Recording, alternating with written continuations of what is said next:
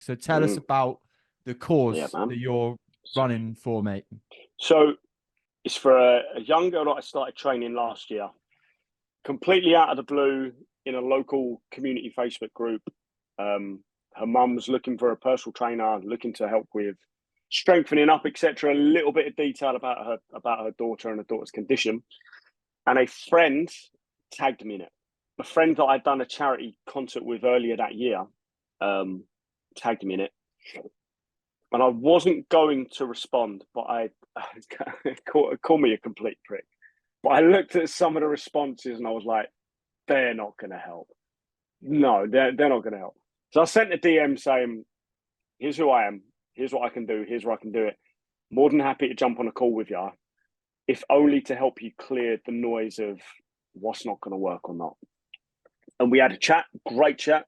She was up for it, for trying it out. She came down to my local gym where we were worried about if she could get in or out or on the. Like, I had no clue about what Maddi, as her name is, was going to be like, what she was going to be capable of. So Maddi was diagnosed at age 14 with something called SPG 15, which is spastic paraplegic, and I always forget what the G is.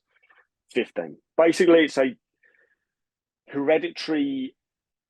It's so much more than this, but it's like a hereditary default gene, which didn't materialize until she was 14. Up until the age of 14, athletic, bubbly, lively, doing all sorts, right? Nothing. Then age 14, she starts getting tired a lot. She's losing her balance a hell of a lot. Weird things are happening. Later down the line, they discovered she's got this thing called SPG 15, one of the rarest motor neuron / gene diseases you could possibly get. So rare, she's the only one in the UK with it. Wow. The only person in the UK with it. So you can imagine, with the state of our current health system, how much are they going to put towards the only person in the UK with a certain condition? Not a lot. So she gets let down a hell of a lot. She's looked after as well, but most of the progress towards reversing, curing, dealing with a condition, whatever the route's going to be, comes from self-funded research in American labs. And then the labs come up with, we could try this. That gets put to a committee in the UK who look at it and go, nah. So she gets let down a hell of a lot. Basically, she's losing a lot of use of her legs. When she squats, there's no control on the way down. Knees cave in. To get her to free squat, she'd just fall over. Pointless. So what the hell do we do there? She has issues with her knees locking out when she's walking. She has to use a stick. She can't walk without the stick anymore. Balance is off. There's occasional moments where she's falling down. There's other things related to it as well, but that's what she was seeking help for. Can we get Maddi strong again? And in that first gym session, one, I was blown away by her, how motivated and positive she was and how willing to try.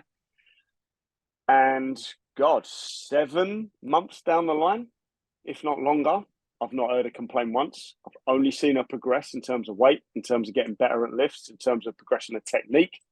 Every single session is amazing. And I walk out of that gym equal parts buzzing, but equal parts, man, I've got to do something to help fix this.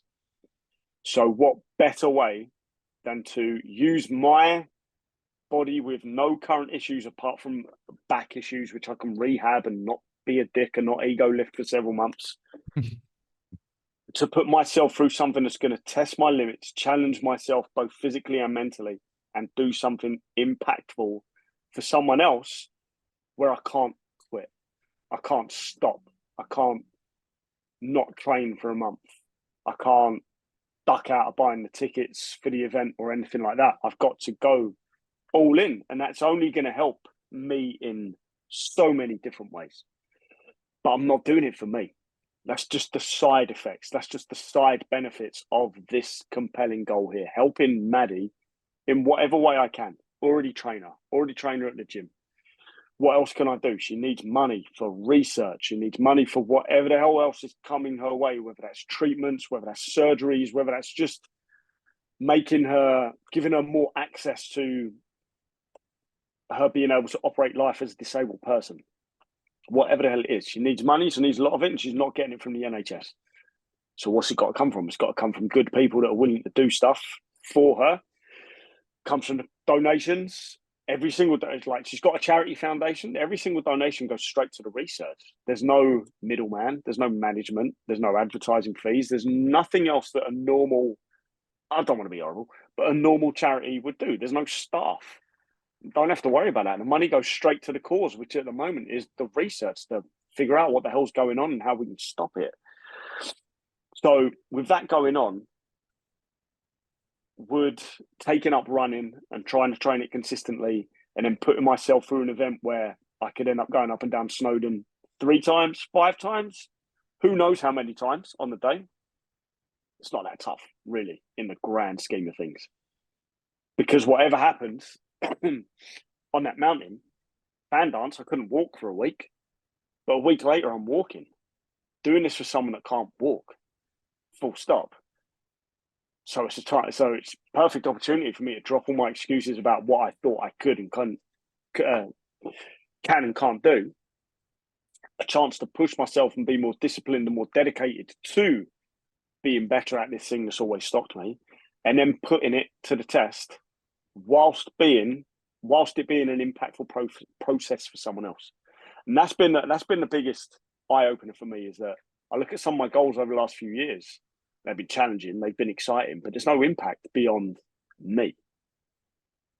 And funnily enough, a lot of those goals are the ones I ain't hit. Isn't that funny? So maybe that's the secret recipe. Isn't that funny, eh? Yeah, it's interesting, man. So what is it about Maddi, like, that's blown you away the most, apart from the fact that she turns up and she gives you a good committed session every week? Mate, she's definition of 100%. Everything you talk about in 100%, she's the definition of it. She does the absolute best she can. She never moans. I've not heard her moan once. There's moments she's tired. There's moments where we skip 1 or 2 things, but she's never moaned about it. She's ever had to miss a session due to illness, due to travel for meeting the lads or whatever else. She's devastated that she can't come. And she loves that gym environment. She walks in there. That reminds me as well, things I'll easily take for granted. Easy access to a gym. Go in there, I feel tired today. Can't be arsed with this. Never, not once, not even close. She comes in there and she loves the environment. She loves looking at these giant bodybuilders in there. She loves spotting out the guys that are wearing Crocs in the gym. She thinks it's hilarious, as do I. Mate. So we'll have to fucking hold that for another day, but man. That is not the one, unfortunately. Crocs full stop, let alone in a fucking gym, boys. Come on, man. But she loves it. And like I say, every session, even if I've started the day off rough, I'm skipping out of that gym. Absolutely love it. Sets me up for the day, but also causes me. And I'm going to stop talking about this aspect of it, because, again, it's not about me. Like I say, it causes me frustration because I'm like, man, why isn't she getting the real help she needs? This is a big part of it, keeping her strong, making sure she doesn't lose the weakness in the legs and she still has some sort of body control and connection between the motor neurons and the muscles. But the bigger help's going to come from the drugs or a potential surgery or whatever it was going to be. The frustration she must genuinely be feeling when she gets turned down for things. The frustration her mum and her family and her sister and everything else, everyone else is going through. My frustration pales in comparison. But my frustration is still pretty flipping high. So theirs must be... Yeah, you couldn't imagine. Stratospheric, you know? So what else can I do? Well, there we go. It ticks all the boxes. So why not shut the fuck up and get after it and do it?